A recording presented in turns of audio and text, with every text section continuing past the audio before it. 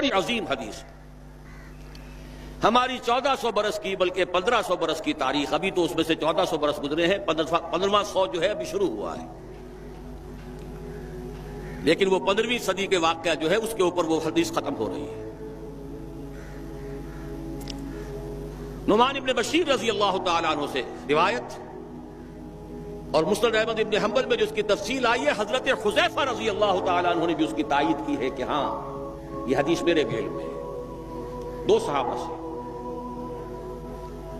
حضور نے 5 دور گنوا دیے اپنے زمانے سے شروع ہو کر اور قیامت تک.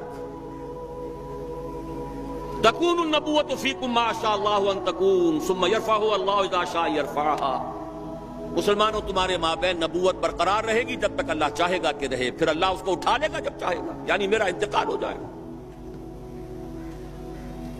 ثم تکون خلافۃ علی منہاج النبوۃ، پھر خلافت کا ایک دور ہوگا، لیکن یہاں یہ الفاظ نوٹ کیجئے، عین نبوت کے نقش قدم پر، سرے منہ فرق نہیں ہوگا. وہی نظام جو محمد عربی صلی اللہ علیہ وسلم والذین معہ رضی اللہ تعالیٰ عنہم اجمعین نے قائم کیا تھا، جو کا تو قائم رہا. جس پر واقعہ یہ ہے کہ سنہری حروف سے لکھے جانے کے قابل الفاظ ہیں حضرت ابو بکر کے رضی اللہ تعالی عنہ. ایبدل الدین وانا حی، کوئی ترمیم نہیں ہونے دوں گا اپنی زندگی میں اس دین کے اندر. کیا دین میں تبدیلی کی جائے گی جبکہ ابھی میں زندہ ہوں؟ یہ خلافت علی منہاج النبوہ کا دور، لیکن فرمایا یہ بھی ہمیشہ نہیں رہے گا. ثم یرفع اللہ اذا شاء یرفع، اللہ اٹھا لے گا اس کو بھی جب چاہے گا اٹھانا. ثم تکون ملکا عاضا فیکون ما شاء اللہ ان یکون ثم یرفع اللہ اذا شاء یرفع. پھر تیسرا دور ہوگا کٹ کھنی بادشاہت، کاٹنے والی، ظالم. یہ اسی ظالم بادشاہت کا زمانہ ہے جبکہ حضرت حسین رضی اللہ تعالی عنہ شہید کیے جا رہے ہیں، جبکہ عبداللہ ابن زبیر رضی اللہ تعالی عنہما شہید کیے جا رہے ہیں، جبکہ واقعہ ہررا ہو رہا ہے مدینۃ النبی.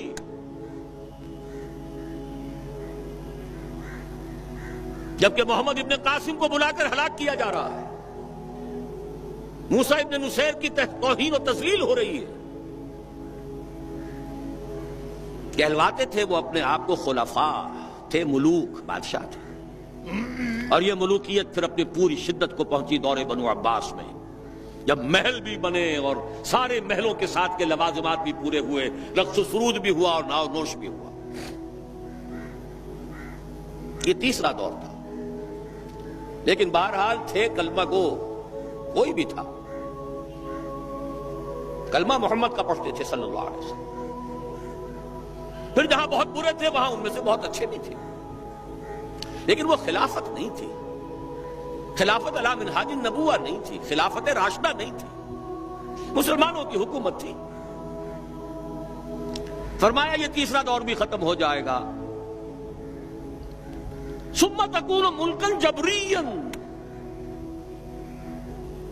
فتکون ما شاء اللہ ان تکون ثم یرفع اللہ اذا شاء یرفع.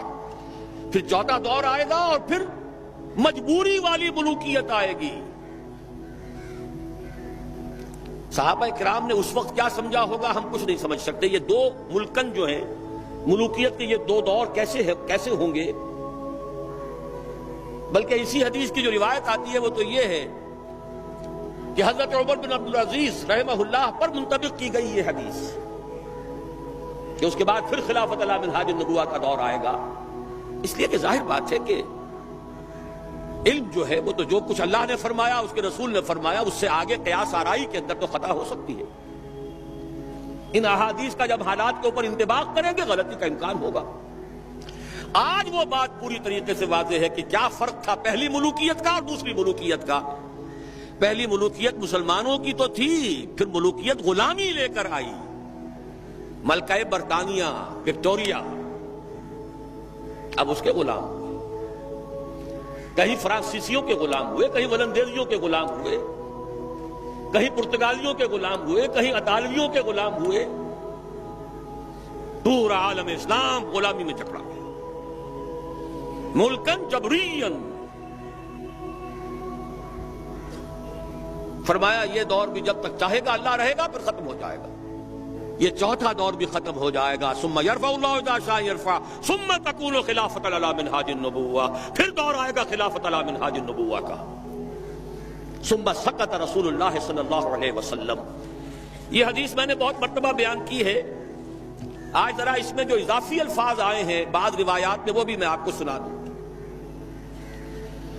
امام شاطبی اس کو موافقات میں لے کر آئے ہیں،